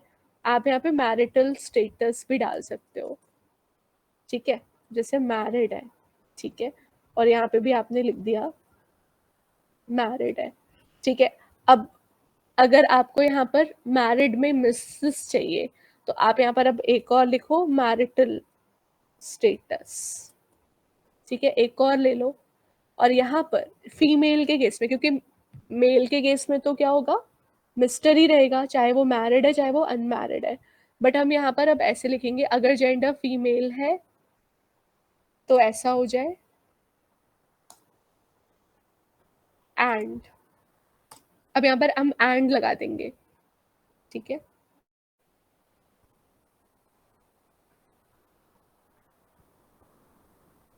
तो फिर आप यहाँ पे मिसेस लगा देना, ठीक है। इस तरह से आप मल्टीपल कंडीशंस लगा सकते हो। अगर फीमेल है और मैरिड है तो मिसेस आ जाए, नहीं है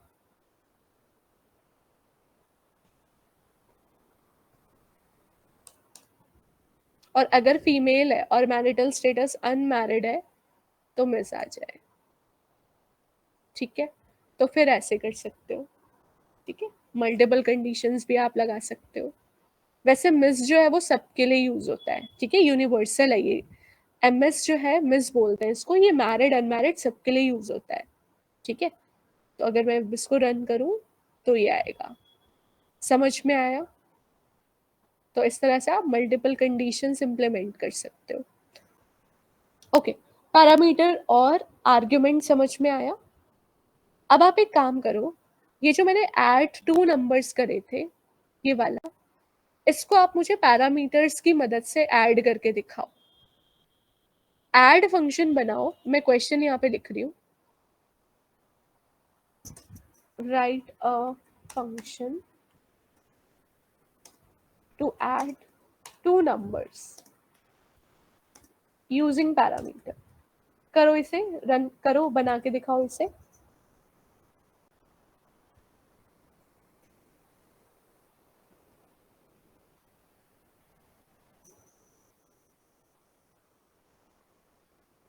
ये बनाओ और चैट पे मुझे टाइप करके बताना है इसका सॉल्यूशन।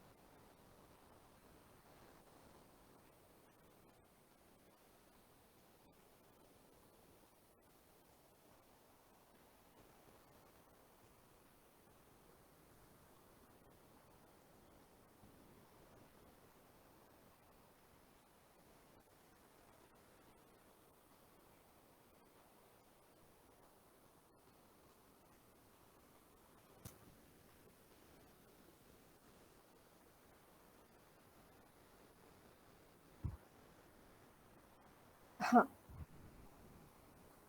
वेरी गुड ओमकार, सिमरन गुड।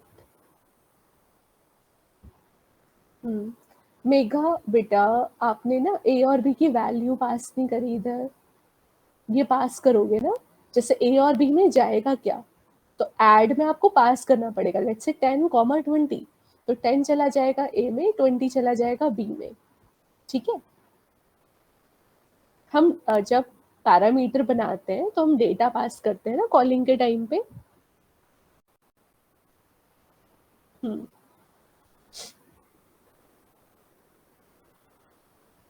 दानिश बेटा, कॉल कॉल अंदर नहीं करना, कॉल बाहर होगा ना, डेफ के अंदर ही कॉल मत करो, इंडेंटेशन है ना, देखो जैसे बाकियों ने किया है, कॉल बाहर होगा, बाहर, इंडेंट के बाहर, ब्लॉक के अंदर कॉल नहीं होगा, ब्लॉक के बाहर कॉल होगा। हाँ,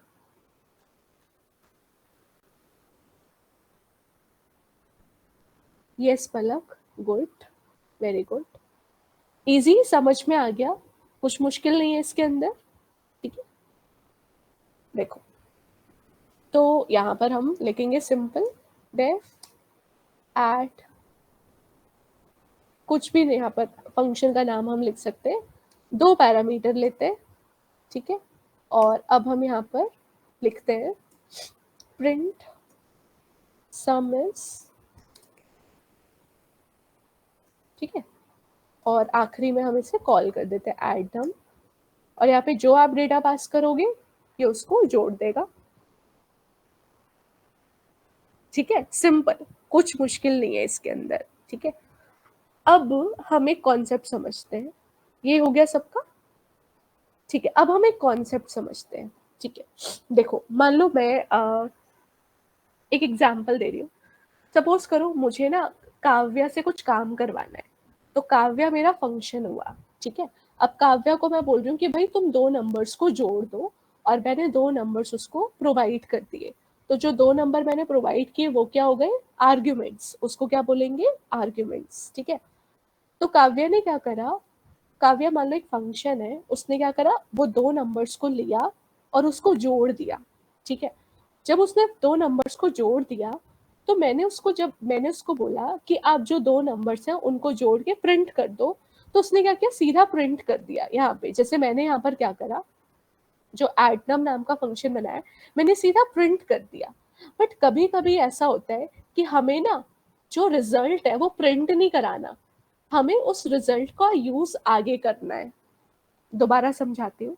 जैसे मान लो मैंने काव्या को बोला, काव्या 5 सब्जेक्ट्स के नंबर जोड़ के मुझे दो, आप मुझे प्रिंट मत करो, आप मुझे जोड़ के दो, क्योंकि मुझे उन नंबर्स का एवरेज निकालना है। प्रॉब्लम ध्यान से समझना, कभी कभी क्या होता है, जो आउटपुट होता है वो हमें प्रिंट नहीं करवाना होता, वो आउटपुट हमें लेना होता है फंक्शन से, ताकि हम उस आउटपुट का फर्दर यूज कर पाए। फॉर एग्जाम्पल, अगर मैंने 5 नंबर दिए काव्या को कि भाई इन 5 नंबर को जोड़ दो, मुझे उसका एवरेज निकालना है, तो मुझे उस 5 नंबर को जोड़ के उसे प्रिंट नहीं करना, मैं चाहती हूँ कि वो फंक्शन मुझे कुछ रिटर्न करे। ध्यान से समझना, मैं चाहती हूँ वो फंक्शन मुझे कुछ रिटर्न करे। रिटर्न मतलब मुझे भेजे, क्या भेजे, उन 5 सब्जेक्ट्स के मार्क्स का सम भेजे। और जब मुझे वो 5 नंबर के सम मिल जाएंगे, तो मैं उसे अपने आगे फर्दर कैलकुलेशन में यूज कर सकती हूँ। जैसे मान लो मुझे सम चाहिए ही नहीं, मुझे तो एवरेज प्रिंट करना है, बट एवरेज के लिए सम की रिक्वायरमेंट है ना मुझे, मैं बिना मैं सम के एवरेज तो कैलकुलेट ही नहीं कर सकती। तो इस केस में हम लोग इस्तेमाल करते हैं रिटर्न का, RETURN, रिटर्न। रिटर्न का मतलब है कि आप फंक्शन को बोलो कि मुझे ये डेटा तुम दे दो, कुछ प्रिंट मत करो, मुझे ये डेटा वापस भेज दो। और जब फंक्शन आपको कुछ भेजेगा, तो वो आपको क्या करेगा, रिटर्न करेगा। और जब वो आपको रिटर्न करेगा, तो आप उसे रिसीव करोगे। ऐसा ही होता है, जब कोई आपको कुछ रिटर्न करता है, तो आप उसको रिसीव करते हो। तो यहाँ भी सेम काम होगा। सपोज करो ये 2 नंबर्स का मुझे एवरेज निकालना था, मान लो मुझे सम करना ही नहीं था, मुझे एवरेज निकालना था इन 2 नंबर्स का, तो मैं यहाँ पर अब लिखूंगी रिटर्न, रिटर्न कर दो a प्लस बी को, यानी इन दोनों को जोड़ो। या मान लो मेरे को यहाँ पे, हाँ चलो 2 नंबर 3 नंबर कितने भी नंबर हो सकते हैं, तो मैंने यहाँ पर प्रिंट करने के बजाय क्या करा, इसका सम जो है वो रिटर्न कर दिया, ठीक है। रिटर्न मतलब इसने मुझे वापस कर दिया। अब अगर मैं इसको रन करूं तो कुछ प्रिंट नहीं होगा, देखो एरर नहीं आया, बट कुछ प्रिंट नहीं हुआ, क्यों, क्योंकि मैंने प्रिंट स्टेटमेंट हटा दी। इतना समझ आया, क्योंकि मैंने प्रिंट स्टेटमेंट हटा दी तो कुछ प्रिंट नहीं हुआ। बट इसका मतलब ये नहीं कि इसने काम नहीं किया, इसने काम किया है। तो इस फंक्शन ने आपको ए और बी रिटर्न करके दिए हैं, बट आपने उसको रिसीव नहीं किया। रिसीव आप कैसे करोगे, आप इसे वेरिएबल में रिसीव करोगे। समझ में आया। तो ए में गया 3, बी में गया 5, रिटर्न हो गया आपको 8। जो 8 रिटर्न हुआ वो मुझे एक वेरिएबल में सेव करना पड़ेगा। तो मान लो मैंने उस वेरिएबल का नाम रख दिया x। तो अब मुझे बताओ, अगर मैं x को प्रिंट करूं तो आउटपुट क्या आना चाहिए? अगर मैं x को प्रिंट कराऊं तो आउटपुट क्या आना चाहिए? 8। Very good, 8। ठीक है, करके देखते हैं।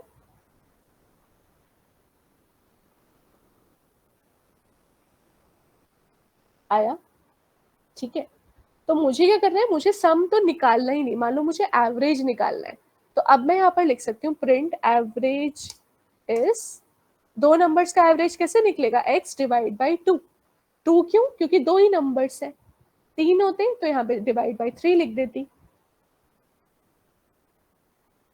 आ गया? समझ में आया रिटर्न का मतलब?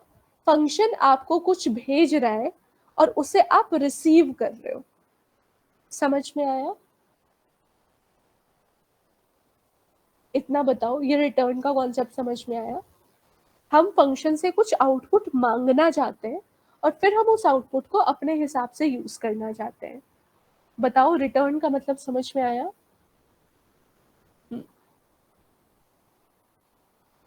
ठीक है, दोबारा से बताऊं? ओके, ठीक है। अब देखो बेटा, यहाँ पे हम ना ऐसे भी लिख सकते हैं, जैसे इसको भी हटाते हैं। अगर अभी मैं x को प्रिंट कर रही थी तो इसने मुझे 8 प्रिंट कर दिया। आप ये विदाउट x भी आप कॉल कर सकते हो, आप सीधा लिख सकते हो प्रिंट के अंदर, आप इस फंक्शन को लिख देना। आप ऐसे भी कर सकते हो। तो होगा क्या कि जो भी इस फंक्शन से रिटर्न आया हुआ होगा ना, वो अपने आप प्रिंट हो जाएगा। मतलब मैं विदाउट यूजिंग थर्ड वेरिएबल इसको सीधा इस तरह से भी प्रिंट करा सकती हूँ। देखो आया? तो जब आपका फंक्शन कुछ रिटर्न कर रहा है तो या तो आप उसे रिसीव कर लो एक वेरिएबल में और तब उस वेरिएबल को प्रिंट करो, या फिर आप डायरेक्टली प्रिंट के अंदर अपना फंक्शन कॉल कर दो। तो क्या होगा, ये फंक्शन आपको जो भी रिटर्न करेगा वो उसे प्रिंट कर देगा। जैसे इसने रिटर्न किया 8, तो ये क्या करेगा, 8 को प्रिंट कर देगा। इतना समझ में आया?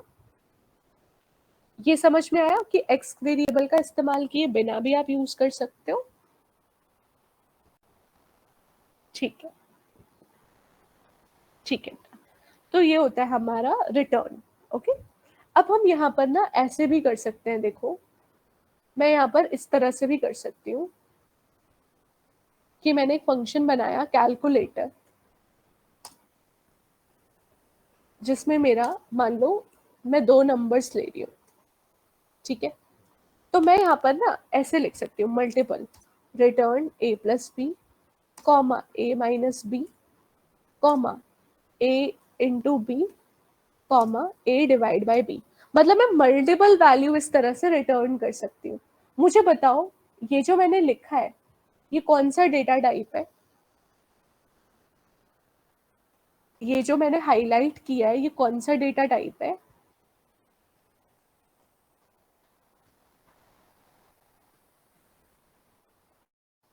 सोचो जल्दी। वेरी गुड, यस, ये टपल है। टपल ही तो है बेटा ये, टपल नहीं है ये। टपल यही तो होता है, कॉमा सेपरेटेड वैल्यूज, याद है? ये टपल है। तो यहाँ पर हम रिटर्न क्या करा रहे हैं, टपल। तो हम मल्टीपल वैल्यूज इस तरह से रिटर्न कर सकते हैं कि भाई आप a प्लस बी भी भेज दो, a माइनस बी भी भेज दो, a मल्टीप्लाई बी भी भेज दो और a डिवाइड बाई बी भी भेज दो। तो अब कितनी वैल्यू रिटर्न कर रहा है, 4। इतना समझ में आया? ये समझ में आया? मैंने एक फंक्शन बनाया जिसमें मैंने 4 वैल्यू इकट्ठा रिटर्न करा दी। ठीक है, अब बात आती है कि ये तो टपल है ना। अब जब आप इसे कॉल कर रहे हो, आपने यहाँ पे डाला 30 20, ठीक है। तो अभी आपको 4 वैल्यू रिटर्न करेगा, पहला, दूसरा, तीसरा, चौथा। ठीक है, तो अब आपको यहाँ पे अगर आप एक वेरिएबल लोगे और अब अगर आप इसे रन करोगे, प्रिंट करोगे, तो ये नहीं होगा, ये नहीं होगा। ये इस तरह से टपल में आ जाएगा। बट हमें क्या ऐसे चाहिए था? नहीं, मुझे ऐसे चाहिए सम is, subtraction is, multiplication is, division is. तो मैं यहाँ पर अनपैक करूंगी। याद है टपल में हमने पढ़ा था अनपैक पैक। तो मैं यहाँ पर पहले s sum, d for difference, m for multiplication, div for division. तो मैंने यहाँ पे 4 वेरिएबल अलग अलग ले लिए। तो अब क्या होगा, कैलकुलेटर ने जो पहला वैल्यू भेजा होगा वो पहले में आ जाएगा, दूसरा भेजा होगा दूसरे में आ जाएगा, तीसरा तीसरे में आ जाएगा, चौथा चौथे में आ जाएगा। ये पैकिंग अनपैकिंग हमने पढ़ा था, ये वही है, पैकिंग और अनपैकिंग ऑफ टपल। इतना समझ में आया? हुआ क्या, एक फंक्शन ने आपको 4 वैल्यू भेज दी, ठीक है, और अब आपको 4 वैल्यू को इस्तेमाल करना है। तो पहला वैल्यू आपने एस में डाल दिया, दूसरा डी में, तीसरा एम में, और चौथा डिव नाम के वेरिएबल में। इतना समझ में आया? प्लीज बताओ। क्योंकि उसने आपको 4 आउटपुट भेजे हैं तो आपने 4 अलग अलग वेरिएबल लिए आउटपुट के लिए। अगर वो आपको एक ही वेरिएबल भेजता, एक वैल्यू भेजता, तो आप एक वेरिएबल लेते। 2 वैल्यू भेजी तो आप 2 वेरिएबल ले रहे हो, 3 वैल्यू भेजी तो आप 3 वेरिएबल ले रहे हो, ठीक है। इसको हम अनपैकिंग बोलते हैं। ये मैंने पढ़ाया हुआ है टपल में, पैकिंग अनपैकिंग। अब बस अब हम यहाँ पे प्रिंट करा लेते हैं। क्या प्रिंट कराएंगे? सम इज, ठीक है, एस, ठीक है, डिफरेंसेस,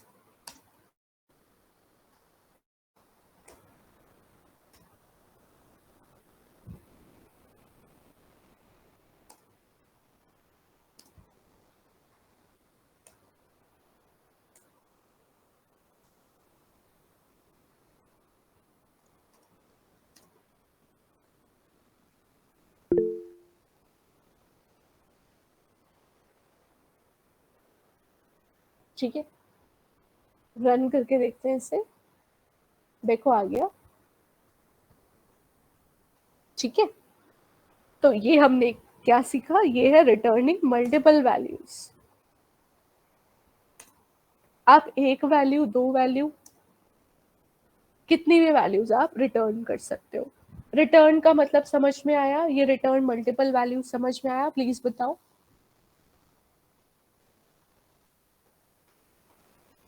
बोलो।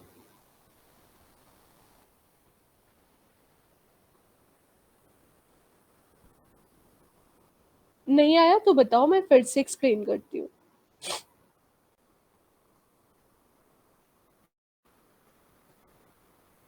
आवाज आ रही है? एक बार और बताऊं? ठीक है। देखो बेटा, एक फंक्शन ना आपको 4 वैल्यू भेज रहा है।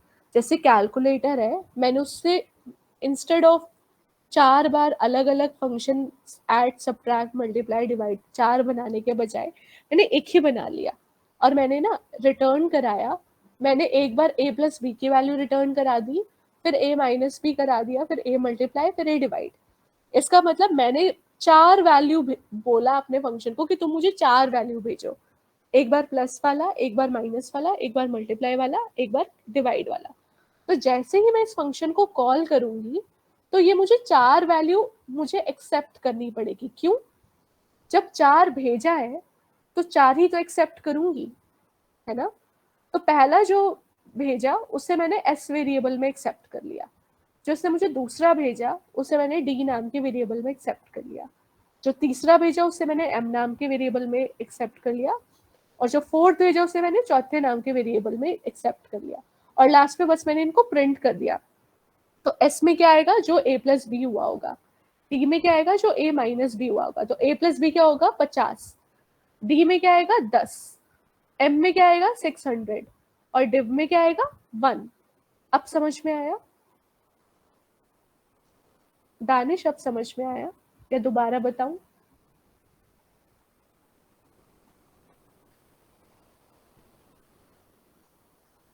बेसिकली ऐसा है कि एक फंक्शन ने आपको